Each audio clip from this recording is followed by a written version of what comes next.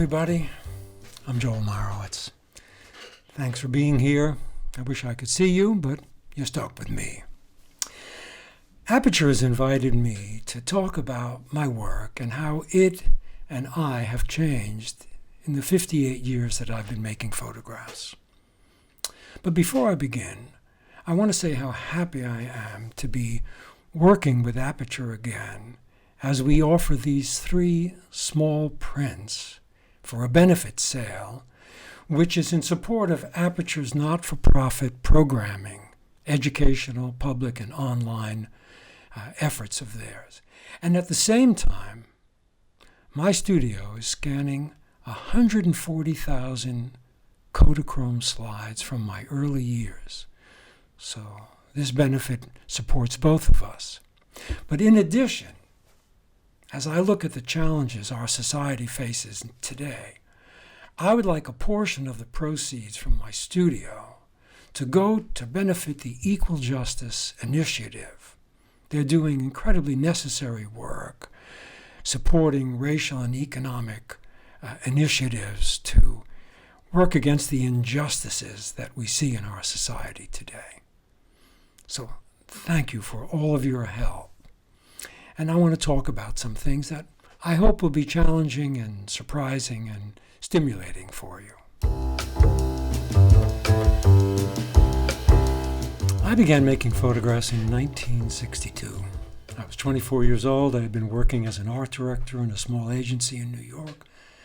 And I was assigned to watch Robert Frank make some photographs for a little booklet that I designed. And watching him was so astonishing that it changed my life. I had one of those epiphanies that just made me think that photography, which I knew nothing about, could actually satisfy some unspoken desires that I was searching for as a painter. Because I was a painter at that point in my life, an abstract expressionist painter, second generation or more. And suddenly there I was, watching him work and then going out on the street and seeing life, everyday, ordinary, meaningless life filled with possibility, emotions and incidental happenings that sort of thrilled me for their simplicity and yet the kind of meaning they carried. And I think in some way it went in deep, and I thought that the camera would be the perfect tool for snatching these moments that are sliding by us all the time out of obscurity into a kind of heartfelt collection of my own. Because really, why do we make photographs, any of us? It's not to satisfy some external need. It's to satisfy something that we feel pulsing within us, the kind of humanity that we experience around us, the beauty of nature, the quality of light, the timing of things that appear and disappear in a fraction of a second, and only the camera can tear out of the moving whole of life this fraction of a second that has some kind of meaning. And meaning belongs to each and every one of us. Our values, the way we grew up, the books that we read, the thoughts that we've brought into our being, our consciousness, the people we've met who have influenced us, all of this somehow aligns itself within us to determine something called meaning.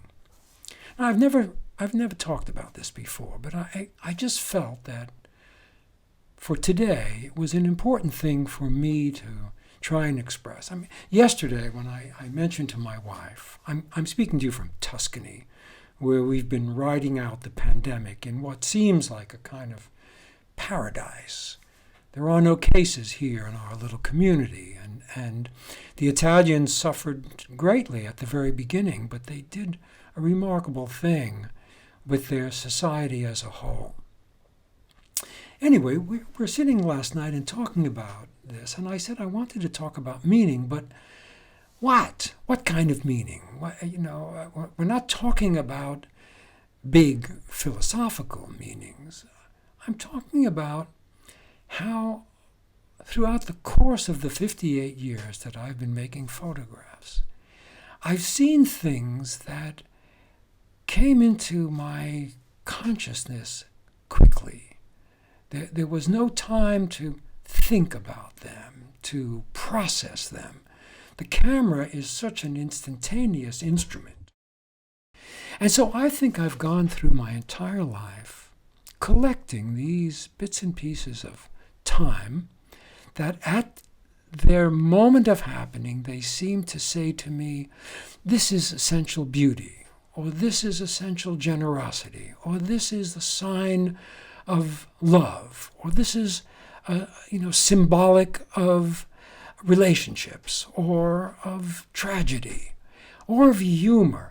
It's as if all of the possible human condition can be photographed if you are opening yourself to seeing this in the world around you. And that's really been the joy of my life on the streets wherever I've been, is watching the way other human beings conduct themselves.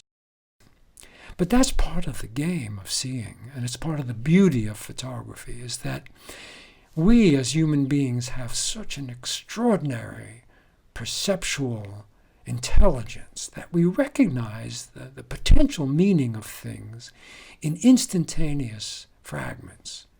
And by reaching for them with a camera and bringing them in for future study, one's life is expanded in that way, because that 250th of a second that I see on Fifth Avenue or on the streets of Siena or on the boulevard in Paris, when I take that home and make a print and then look at that print, I feel that's kind of an indwelling moment where I enter the photographic space, which is very different than the three-dimensional reality that we walk around in. Photography is two dimensions. It's like closing one eye and looking at the world like a cyclops, seeing it flat and seeing meaning and the interconnectedness of it distributed all over the frame. Because after all, the world is going around in 360 degrees in every arc. But with a camera, you're only getting 70 degrees, more or less, depending on the lens you use. And that 70 degrees has to be packed with a kind of intuition that generates one's response to reach forward with the camera and make a photograph. What made me do that? What inner instincts compelled me to look then and to see something of note? And I never really understand it in the moment. In a way, it's about sheer trust that whatever my attention is turned to must be something that goes deep in me to connect to some sense of value that I have. And so really, the lifetime of making photographs has served to explain to me the way the world looks, how it works, how it conveys the things that are meaningful and important to me. It's almost impossible to lay them out beforehand and say, oh, today I want to photograph, true love, or I want to photograph generosity. It's hard to identify these things when you put on your jacket and stick a camera on your shoulder. You go out to be in the world, to be at play in the world, because really it is a lot about staying so open that the playful aspects of the way the world works are part of the deeper communication. I mean, these are the part of the mystery of photography that we don't often talk about. We talk about the physical appearance of photographs, the composition, the framing, the shaping, the moment. But really, there are deeper, more meaningful, powerful indications that are at play. And by spending my life doing this, I've learned really everything that I know about the world and about myself through the agency of making photographs and then sitting with them afterwards, sitting with a real print in my hand, because there's nothing like a print.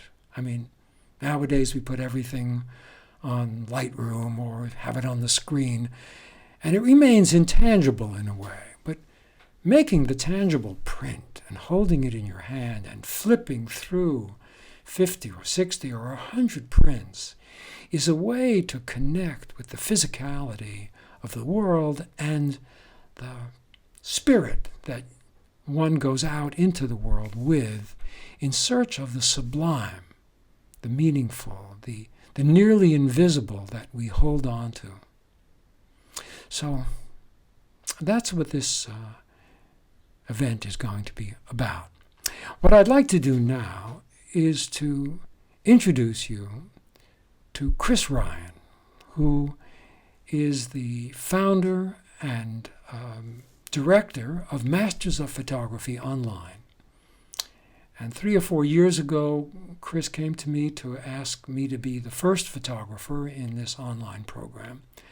And it's been an incredible journey that we've had together. And Chris will act as the sort of playmate here with me so that we could talk about some issues and later on answer some questions that some of you have sent in to Aperture for this talk today.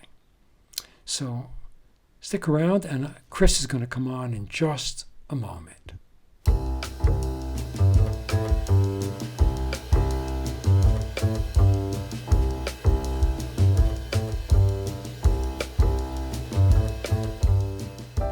Hi, Joel. It's great to see you. Thank you so much for inviting me to be here with you. And I only wish that I was in Tuscany in that lovely warm sunshine out there. It looks just tremendous.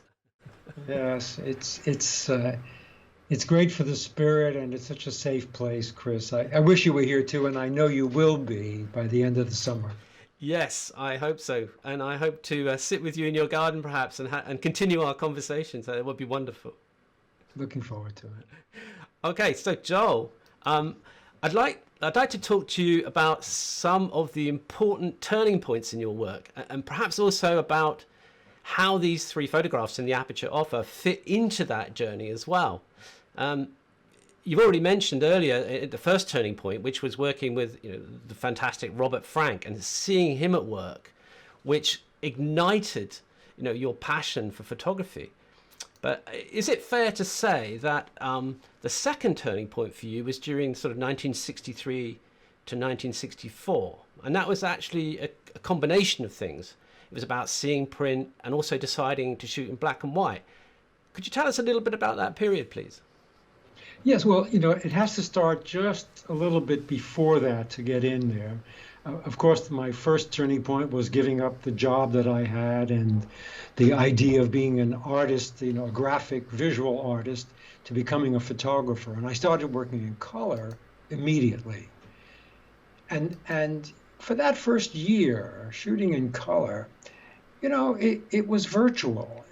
It wasn't a tangible thing. These were projected images on a screen. And my friend at the time, Tony Ray Jones, a great English photographer who died way too soon at 30, he and I looked at slides every single night, projected on a wall about 2 feet across so that we could really see the information in there. And our commitment to color, began right then. But after about a year, I realized that, when I would show these pictures to our friends, they would just sit there and look at the screen, a couple of feet away, and it was as if they were in the movies. They never got up to get close to look at the picture itself. And I realized I need to see a print. And that was brought home to me very clearly by Gary Winogrand, who by that time had become my daily buddy. We would meet every morning at a Greasy Spoon on 96th Street and Columbus Avenue, a couple of blocks from his house and mine. And we'd have a terrible cup of coffee and a Danish, and then or a bagel, and then off we'd go, walking down through Central Park, through the zoo. He was doing a series on the zoo, and then we get to Fifth Avenue, and we spend the day going up and down Fifth Avenue. But, one night when I was at the end of the shooting day, we were back home, and Gary handed me a block of prints to look at, black and white prints, like 200 or 300 prints in this chunk. And I remember flipping through them and having that sensation in my gut of, this is a tangible thing. This is a photograph. And I could flip through them and then flip back so I could see the connections and the continuity and the ideas that were sort of stretched out through the photographs. And you couldn't quite do that with the virtual image on the screen. And I thought, I have to start printing. But at that time, it was nearly impossible to print color in your own darkroom. I didn't even have a darkroom because I didn't need it. I was shooting color. So it just came to me that I had to begin to make prints. And by making prints, I had to shoot black and white.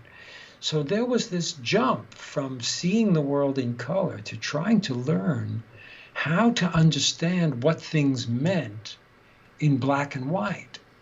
And it was an incredible learning experience. And I felt in some ways I had gone back in time to connect to the whole history of photography that had been in black and white. So that was a real big learning experience. But I didn't give up color. I kept on shooting color alongside of the black and white, just because it had become my first vocabulary. And basically, in that first transformation from color to black and white, there were moments when I finally had a second camera, because basically I only had one camera, so I could only work in one, medium. But by then I had two cameras, and I could load the second camera with color, and here and there I made some comparison prints. If the action was slow enough that I could actually get the second camera up and make two pictures of nearly the same thing, I could then look at them and see why color. Because it became an argument, even as early as 1963, 64, people were saying, well, you don't want colors for amateurs, colors for commerce, colors for magazine work. It kind of put it down. And I wanted to lift it up. So that was really an important turning point for me. Isn't it funny that that recognition of the image not having the same power on a screen as the tactile nature of a print is also what we sort of feel about photographs today? Is it not true? We see them on a screen and we're like, okay, but where is that magical, tactile, two-dimensional, textural thing, the print? So it actually... the screen looking at the images on the screen is also the same as looking at images on the screen today. Not the same experience for you, correct? No, it's right. And, both of us, you're a photographer and you treasure the print. You've been making prints all your life. Yes, true. We're used to that kind of hands-on world. I think a lot of photographers today are used to just dumping their digital, chip into the computer and then seeing their pictures on screen, and a full screen monitor, 20 inches or something like that, it looks good enough, it looks big enough, but it's not the same as making a print. And I know we both feel strongly about that, and we talked about it in Masters of Photography as well. We do. Make a print if you really want to know what your work does to people. Joel, if we could move on to perhaps the third turning point, which was during 1966 to 67, when you went to Europe for a year, shooting equal numbers of colour and black and white rolls of film. And you also began shooting from the car, the drive-by shootings, and you also had your show at MoMA. What a year. Can you tell us a little bit about what this period developed for you? It was one of those incredibly important years of my life. I think in the course of that year, I discovered something about being a man, not a young guy, Yeah. but being a serious artist and being on one's own. Because for the years before I left for Europe in '66, I saw Gary every day, and early in '66 I met Todd Papageorge, and the three of us were on the street. And when you're a trio on the street, you do things as a group. But if you're away, like in Europe, I was on my own. I was married, my wife was there with me, but our lives were different. She was studying the guitar and working in a pottery, and I was out on the street all the time. And really, to be one's own man and to make the day so enriching and so fulfilling through photography meant that every single day I was out in the world on my own, trying to make sense of who I am, what photography is to me, what is of value to photograph.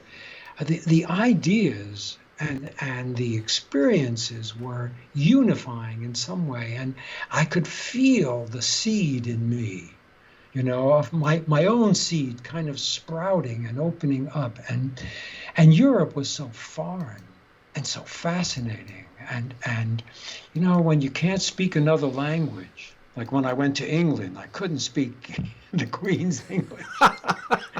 I brought my New Yorkese with me, you know what I mean? There's not many British people who can speak the Queen's English either, actually. Yeah, I still can't understand you. We need subtitles. We have to put titles in.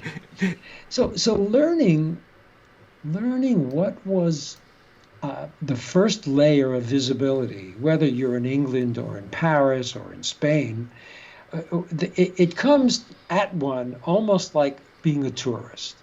And then if you're there long enough, these touristic things begin to subside, and the artist begins to get on the wavelength of the culture. You can start to dig beneath, because there's something beneath what is there for the tourist to see. And so I wanted to be in each place long enough to begin to sink into the rhythms and the sort of the vernacular of each of these countries. And really, England was a great starting point for me, because I did speak the language, and I did have Tony Ray Jones there to hang out with for a while. And I traveled all over England and Ireland and Wales and Scotland. So I had the variety of the landscape and the behavior of the different peoples in Great Britain. And then after that, I left for France. And in fact, one of the photographs in the sale is made in Paris. It's a couple with a motorbike, and they're dressed in purple. And the crazy thing is that I was in Paris for probably 10 weeks, all told, over that year. And I would see those people really almost every other day. They would appear in a park or driving along on the left bank, or I'd find them by the Arc de Triomphe. They were crazy. I was there, and they seemed to be popping up. And this one day, walking through the Bois de Boulogne, and there they are parking their bike in matching purple outfits. And I grabbed that photograph, and I've never really shown it. And I just felt it would be so tasty to show this early, observation as one of these sale prints. But that whole year, as you mentioned, shooting two cameras, black and white and color, and shooting about the same, somewhere around 350 rolls of each in the course of a year. That's a lot. That's a lot of shooting. That's a lot of shooting. And really, when I came back, I was a big chunk of the work was shot out of a moving car. You know, when you're driving for a year, you're sitting in a car, I always carry the camera in my lap, and sometimes you see something out the window, and you know if you stop the car to go and get what you saw, it won't be there. Yeah. Because the moment is the rising moment. Yeah. It's a gesture of somebody combing her hair in a doorway. It's two people kissing alongside of the road. It's someone carrying loaves of bread on his head, you know? Yes. And you just see this thing. And so I began shooting out of the car while I was driving. And when I got back to New York and I printed up more than 1,000 of those pictures and everything else, I showed them to John Charkovsky at the Museum of Modern Art, and it was like that. He just said, "Oh, this is an exhibition. We got to do this. This is so photographic that you would be in a car at 60 miles an hour and you're making photographs of things that are disappearing. It's pure photography." Yeah. And so there I was, 29 years old, just back from Europe, and I'm being offered an exhibition at the Museum of Modern Art. This is huge, absolutely huge period. That's great, Joel. Thank you. Could you talk a little bit about what we might describe as the fourth turning point, which happened during 1974 to 76 period, when you adopted some really big changes in your work? Firstly, you decided to only shoot in color, and you combined that with what you describe as giving up incident and making overall field photographs. Could you tell us a little bit about that, please? Yeah, it was an important time in my life. I had just finished the Guggenheim Grand Tour of America. My generation sort of followed in the footsteps of Robert Frank, and it was now sort of 20 years after Frank, and America was changing, and the Vietnam War was on, and I made a number of trips around the country photographing. And then, and always in color and black and white, side by side. But at a certain point, I found myself feeling as if I was a visual athlete, and that my game was well understood by me, and I was making interesting, satisfying photographs, maybe good photographs, but I was capable of doing them. And I found myself thinking, is this it? Is this all there is? Am I going to plateau and continue to do the same kinds of pictures that are based upon a gesture, a kiss, an incident, something happening that is located sort of toward the middle of the frame? And at the same time, I was feeling like I had said what I wanted to say in black and white, and really I wanted my commitment to be totally in color. I no longer wanted to divide myself this way. And so I said, if I'm going to try to give up the incident, which has been the center of the photograph since Cartier-Bresson, we could say. Almost all photographers hook the picture on something that's happening. Yep. So I was thinking, color describes things so well. The deep space of a New York City street, the sky, the flags flying, the trees, the buses, the people on the street, the shine in the buildings, the windows. I mean, all of that is content. And photography is about describing what's in front of the camera.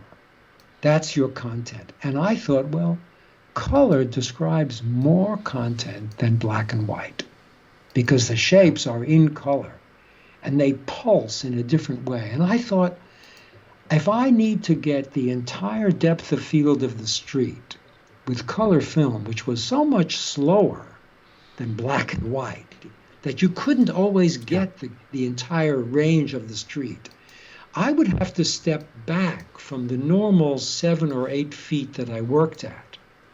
Because, truly, Gary and Todd and I, and probably Lee Friedlander too, when you're photographing the street, it's sort of a plane.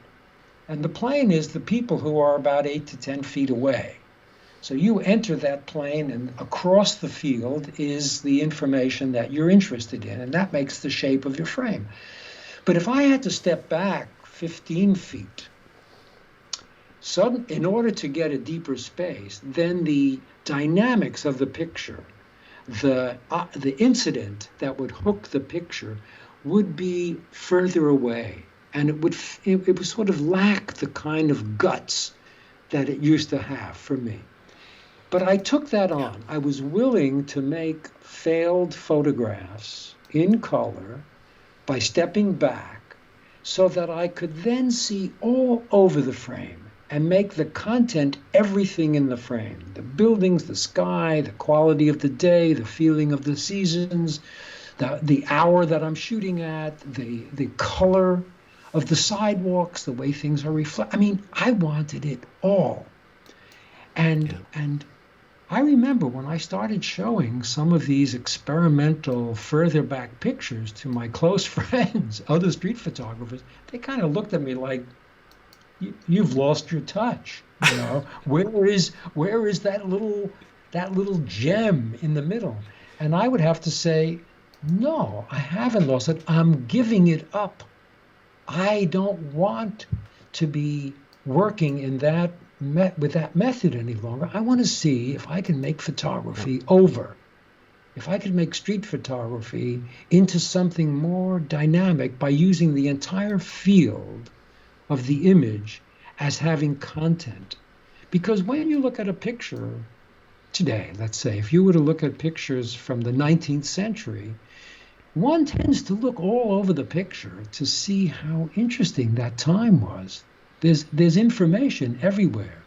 Look at the guy on the camel in the background, and there's the pyramids, and look, there's some people climbing the pyramids, and up here are 3 people, carrying water jugs. And by seeing all that information, we get a chance to look at the 19th century. And so I was thinking that if I stepped back on Fifth Avenue and I gave you the full field of Fifth Avenue with all that information in there, some person 50 years from then, which is almost now, could look at that and really get a sense of what the texture of New York was like, what street life was like, how people behave. So the content wouldn't be dependent upon the incident that told some kind of momentary story. The content would be more dynamic and more challenging and more demanding. But color, for me, engaged that idea with me. And so it was worth sacrificing, giving up the thing I thought I knew how to do well for something that would be interesting and engaging to me for whatever the future. And what happened was that at a certain point, I realized 35 millimeter, even though it was really deliciously sharp, couldn't handle the amount of information in a large print, because I was thinking of prints that would be 5 or 6 feet across. This is in the 70s when no one was printing large. I wanted these big prints that allowed the viewer to really enter the frame. And that's when I had this idea, you know what, I need to buy a large format camera, which is the next turning point in my life. Yeah.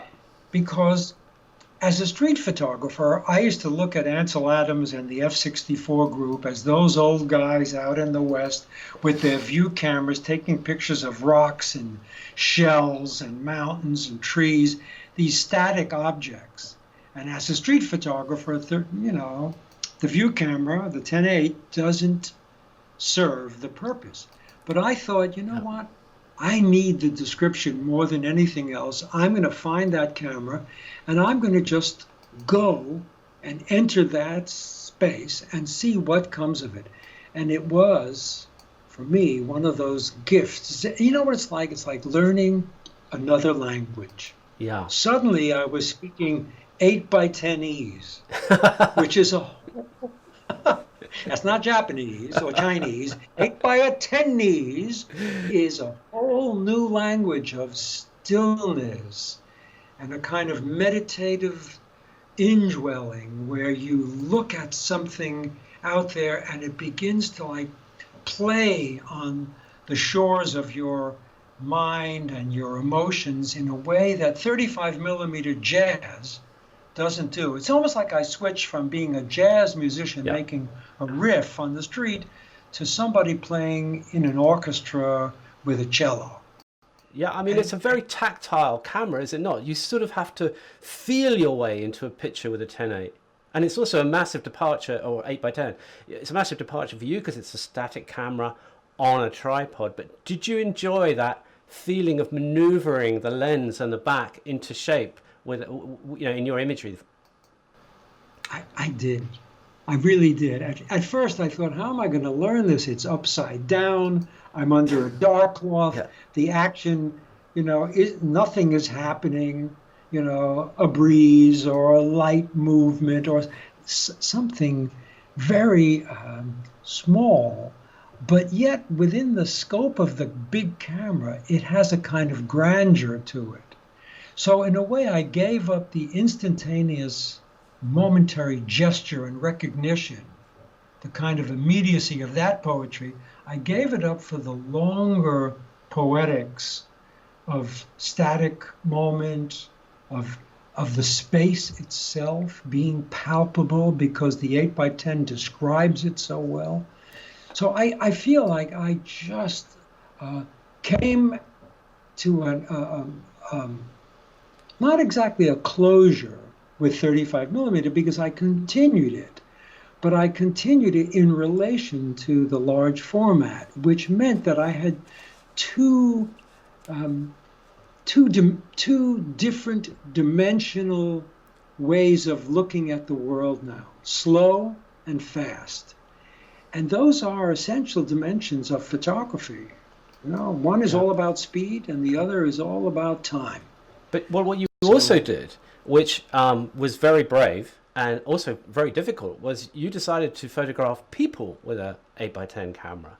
And people, in my opinion, react in totally different ways if you have a little tiny camera to a great big, huge 8x10 pointed at you.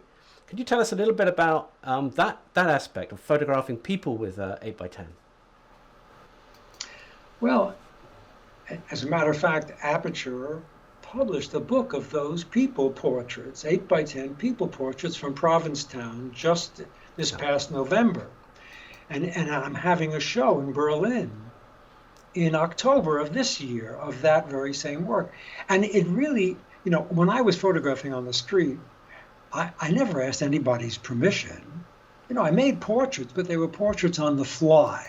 I never had an interaction. But when I carried the 8x10 camera around, I became the observed fact. People wanted to know, what's with that big camera? What's that wooden camera? What are you doing?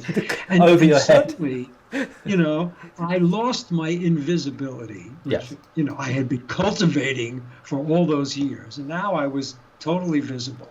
So I turned it on itself, and sometimes I would see someone who was so interesting that I needed to go over to them and say to them, I need to make you a portrait.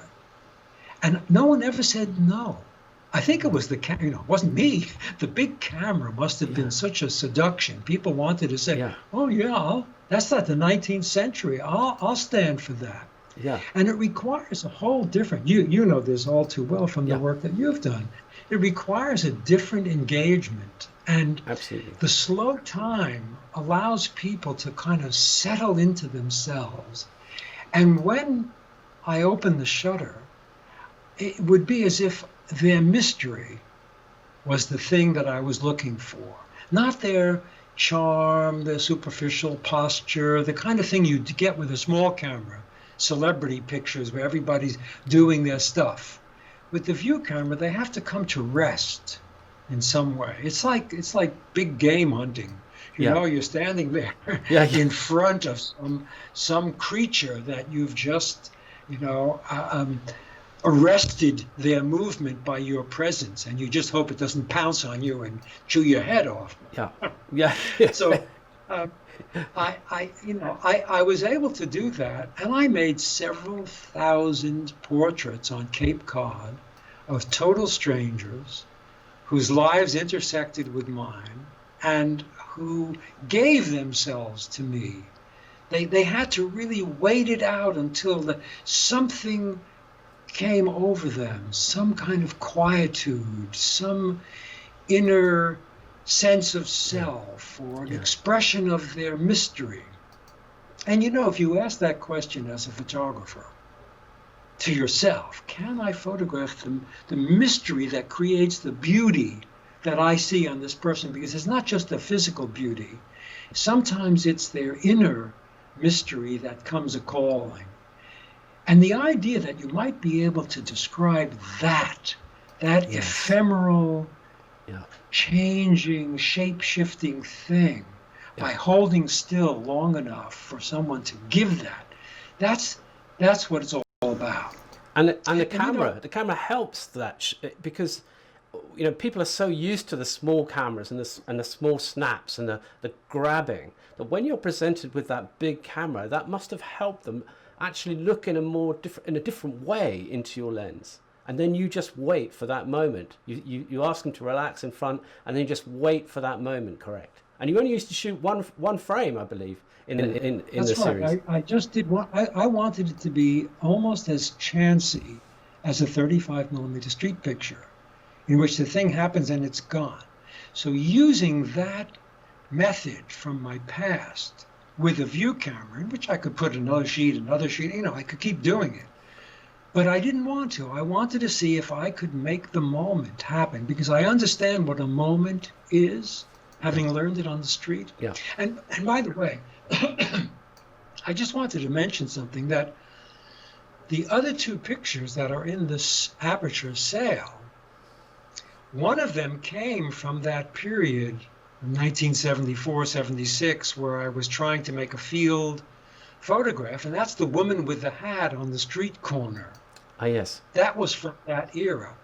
And the last picture, which is the one of a corner in St. Louis, which says brains on it, which I love this picture. Yeah. That was made, the view camera, in 1976, when I first began going to St. Louis, where I had a commission to photograph the city of St. Louis by the St. Louis Art Museum, and I used the view camera. And so these three pictures for sale come from these three different turning point periods in my life. Thank you, Joel. So another big turning point for you in the mid-1990s was making a film of your father, and with your father and your son, called Pop. Could you tell us a little bit about your experience in moving into that genre, please, Joel?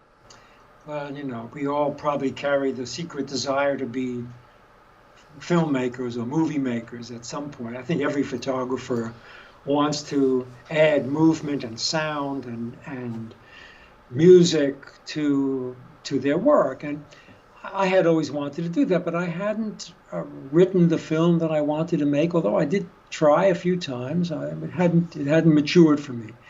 And then one day I was visiting my father in Florida, and my mother had sort of been hiding from us the fact that he was beginning to have dementia and he was beginning to get lost, but she was covering it up from her three sons in New York, like we shouldn't know that our father is going through a big life change. So I was down there, and Maggie, my wife, and my son, Sasha, and I were out with my pops shopping, and he and I were in the car waiting for them. And at some point he turned to me, and it was like a magical moment. He said to me, the trouble with me is I never get to the point where I get to the point. And he kind of looked at me, and I realized in that instant that he's telling me that he can't get to something. He can't get to his memories. There's something missing. Something's going on. And because he couldn't say, basically, I'm losing my marbles and I'm getting lost. He didn't say that, but he let me know this other way. And in that moment, I had one of those turning point moments where it was an epiphany. I thought, oh, I see. There are so many people, there are millions of families in America in which Alzheimer's was beginning to become the big issue of the time. Like the pandemic is now, Alzheimer's was like raging in the 90s. Suddenly it was news. And I thought, I'm going to save up some money And I'm going to take him on a road trip with my son, Sasha. So it'll be 3 generations from the same family. And I want to see if I can take my pop from Florida back to New York City, make a road movie with him in which I will try to help him regain his memories. And I will also get him out of a kind of assisted living care that he was in, which was, it was terrible. I think these assisted living places were a nightmare. You know, the way they treated the people in there was just terrible. And I wanted to do something about it. And so I did. I saved up some money. I rented a big Lincoln Continental limo. I got some state-of-the-art video cameras, real broadcast quality cameras. And then Sasha and I flew to Florida and got in the car, and we took a road trip of about 4 weeks back to New York City. It's a trip that takes 2 days. It took 4 weeks. Slow and easy, and all the time we just talked to him and got him, off his medications so that he was back out in the world. And it was interesting to see that his spirit, his energy was still there. It was very positive, and he could engage with people and talk with people.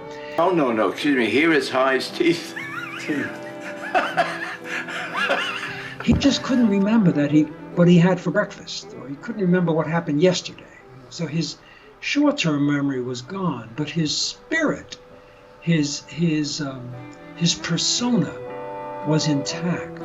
Sure I do. What the hell you? Fall in bed there. Look, me and the guy. There's a little shit like that. Do I do it? They gave it to me because I was the champ. What weight were you fighting at? 120, 138. 138. What class is that called? Lightweight. Lightweight. Let me see your stance. How did you stand when you were boxing? That's the only way, yeah. Let me see you throw a punch. Throw a punch. Go down the dime, baby. And they went down. They went there.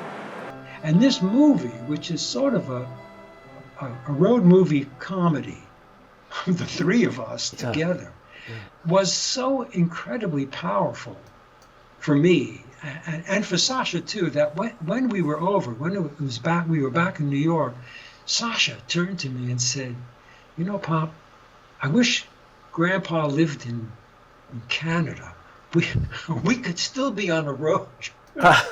Go further. The rest of It's a very touching and emotional movie, and it is beautiful, the relationship that you have with him, and it is funny and tragic. It has all the elements of a movie, and you can see the movie on our site, by the way. If you go, it's free on our site to watch, the Masters of Photography site, if you want to catch up with it.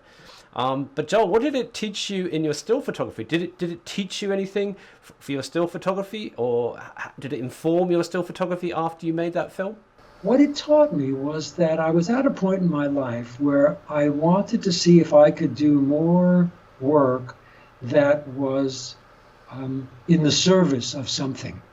And what happened was in the years that followed that, not necessarily immediately, but soon enough, 9/11 happened, and I volunteered to go into Ground Zero and make the record, the historical record of Ground Zero for the people of New York and all Americans who were interested. And then following that, I did a body of work which Aperture published called Legacy, which was about the New York City parks. I photographed the wilderness in all of the New York City parks. And the parks hadn't been photographed since the Depression. During the Depression, the Works Progress Administration had on its agenda the sort of gathering of the information of what all the parks in New York looked like. They basically hired photographers to go around and do it, to make work. So it was 70 years between record making. So that's really what changed for me. Thanks very much, Joel. That was great. We have a few questions that have come in from Aperture, and we have time for 2 or 3 to ask you. So if you don't mind, I don't know who this is from, but thank you for sending it in. A question is, What is the factor that separates a street photographer from a documentary photographer? Gosh, people have asked me that any number of times, and I think it's very subtle, really. But I've never thought of myself as a documentary photographer, except finally when I was in Ground Zero after the towers fell, and I was making that record. In a way, I was trying to document everything going on in there. But for my life up until that point, which is about 50 years of working, I just was doing it for myself. I wasn't a photographer for hire by a news magazine or newspaper or any storytelling place. And I think that when you work for yourself and you're out in the street, you're trying to understand your time. What are the characteristics of your own time? How can you describe for yourself the way you feel in the period you're experiencing? So it's very personal that way. A documentary photographer usually has a goal. He's going to try to describe the Ganges River from point A to point B, or he's going to do a story on the closing of some steel mills, and he'll be there documenting people.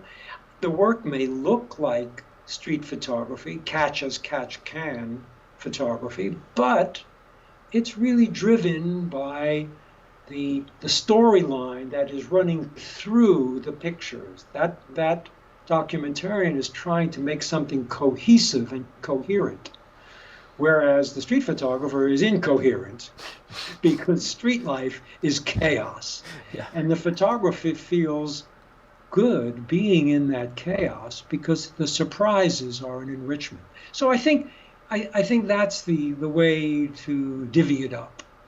What else you got in your okay, so I think I can combine two questions now. So the two questions are, what advice would you give photographers facing doubts about themselves and their art? And I'm going to combine that with another question from somebody else. And thank you both for sending these in, whoever it is. Any advice for emerging artists? Joel. Well, yeah, it's good to put them together. They're two sides of a coin in a way.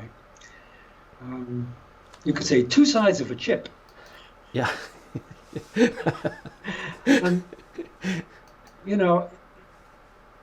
Everybody has doubts at some point. What am I doing? Is this worth anything? Are these pictures any good? I mean, these questions come up again and again. Not for me, of course, but for all of you. I don't know. I think it comes up for us all the time. That's true. I say you have to work your way through it. You don't let doubt, burn you out or hold you back. I used to feel when I was very young, first starting, there surely would be days where I thought, I have to go out. Gary wasn't around that day to go hang with, let's say, and I don't feel like it. And you can moan and groan to yourself, but something, as soon as you put the camera on your shoulder and you go out in the street, life presents itself, and it shows you the unexpected, and before you know it, you're committed once again. You're engaged, and you find yourself following a detail down the street, or someone who is engaging to you, or the way people are standing and talking. So it's there waiting for you. You just have to get out of the house and go do it, and you'll forget about any kind of negativity that you have. And by the way, both of these questions can be answered in a really interesting way if you were to be interested in taking the course that Chris founded, Masters of Photography Online, and the course that I teach, because I actually we both deal with those questions, because we're trying to offer young or any age photographers who are beginning to take themselves seriously. We're trying to say that there are steps that one can take, very simple, pragmatic steps to take, that will bring you closer to your own identity. And once you realize that that's what it's about, your appetite will surge. And you'll find that this is a way of, it's a self-serving way of keeping yourself connected to photography, to your ideas. Because remember, photographs, and I say this in the course so I can say it to you now, photographs look like pictures, but they're really about your ideas. Things that you think are important to you, things that you observe about the world at large that you think are worthy of commenting on. The photograph that you reach for, the moment that comes alive for you because it connects to something in your head and you become inspired, that's how you connect to your identity. And bit by bit, these identity points in your work create a body of work, a through line that shows you again and again your particular way of looking at the world. And after a while, you'll show your friends your pictures and they'll say, oh yeah, that's Jack's photograph, because it looks like you. It has your distance in it. It has your tempo. It has your sense of humor. It has your thoughtfulness or the gravity of your ideas. Whatever the hell it is, it identifies you because you've been able to be consistent about it. So, you might want to look into Masters of Photography online and see if something is good for you. And I think we'll even show you a clip. Yeah. In a few minutes. Yeah. To show you what we're talking about.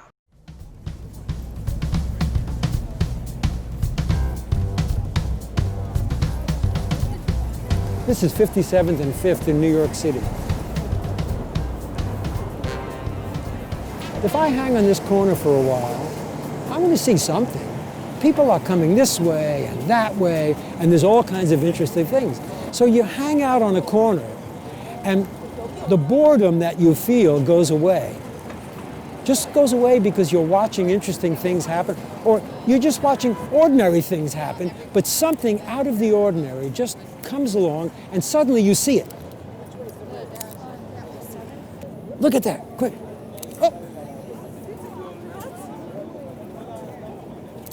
Oh, got him in the air, got him in the air. Let's see, there he is. He's just ready to take off. You pay attention to the next thing that calls your attention. It's like, it could be down there, it could be something in the sky. Just stay connected to what's around you and you'll be nourished again and again. Well, that's about it. Thank you so much, Joel. It's been an absolute pleasure, as always, talking to you. Thank you so much for coming on and talking with us. Thank you, Chris. Thank you for being the moderator here and stepping in that way. And thanks to Aperture and everybody at Aperture for wanting to have this event today. Remember, everybody, the 3-print sale is going on in support of Aperture, and the scanning of 140,000 Kodachrome slides in my studio, and the support for the equality initiative that my studio will be supporting. I hope you all enjoyed this. Thank you very much. Bye.